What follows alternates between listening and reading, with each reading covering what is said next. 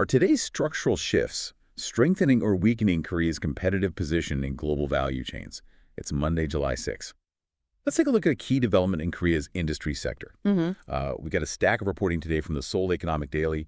And, our mission in this deep dive is to figure out exactly how these massive structural shifts are moving the needle for the Korean economy. Because when you look at the supply chain right now, you really have to see Samsung's widening output gap as being like the undisputed toll collector on the global AI highway.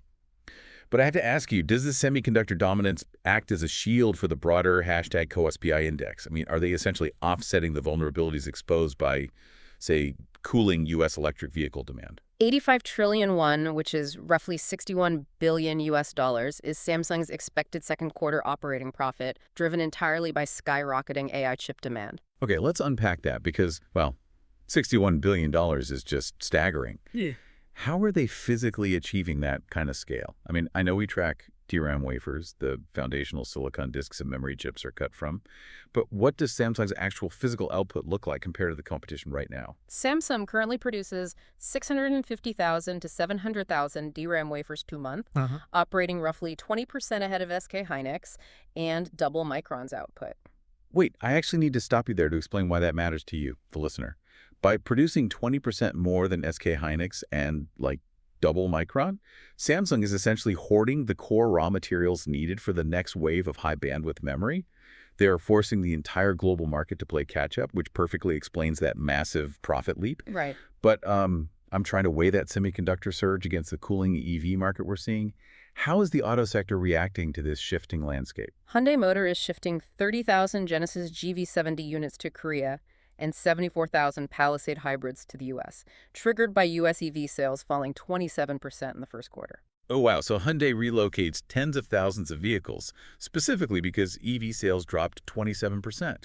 I admit, I'm a bit surprised here. I thought full electric vehicles were, the ultimate inevitable goal. Yeah. If they're pivoting so hard back to hybrids, that tells me hybrids are no longer just a temporary stopgap. They're aggressively leaning into them to protect their margins. Yeah. But how does this auto shift tie back to the broader tech supply chain? Let's look at the chemical and packaging side of things. LG Chem's new mass supply contract with Amkor cuts semiconductor photoresist removal time by 50% beginning this month. Ah, got it. Because to make an advanced chip, manufacturers use a light-sensitive chemical called photoresist to etch microscopic patterns. And cleaning that material off used to be a massive, tedious bottleneck. So LG Chem cutting that cleaning time in half is a game changer. I mean, it exponentially speeds up how fast these chips can be packaged and shipped out. We're looking at massive realignments here across memory chips, auto manufacturing, and chemical packaging. So if we tie all these threads together, what does this all mean for the specific cycle stages we are tracking? Samsung's 20% DRAM output-led converts directly into record profit, reinforcing its position as the memory market's swing producer heading into the high-bandwidth memory upgrade cycle. Hyundai's production reshuffle signals the U.S. electric vehicle segment has entered a slower structural phase, positioning hybrids as the near-term growth engine rather than a stopgap. LG Chem's Amkor deal successfully embeds a Korean supplier into the advanced packaging chain, easing bottlenecks as global capacity accelerates. Here's where it gets really interesting to think about for the future. Will rising memory costs from this supercycle ultimately pressure smartphone margins enough to push Samsung's device division into a loss? That's today's AI PRISM, Industry Daily. This episode was produced with AI assistance based on Seoul Economic Daily reporting and reviewed by a human editor.